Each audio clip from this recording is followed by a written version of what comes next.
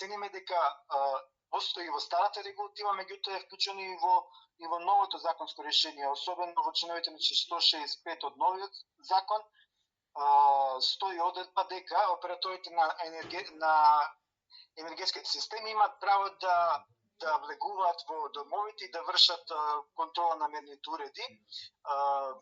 Меѓутоа, ако тоа не го дозволува собствениците, од било кои причини, тие може да бидат санкционирани. Порано претходното законско решение беше до 200 евра, сега законот предвидува, од новиот предлог закон предвидува 250 евра.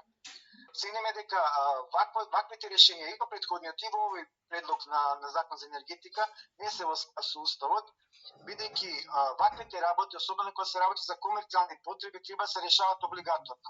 Треба да согласно законот за облигации да се има договор помеѓу собствениците на приватните имоти и операторот. Ако тој нема услови да постои броило кој што зачитува далечински, тогаш треба да добие некакви повластици да може да влегува на просторот каде што живее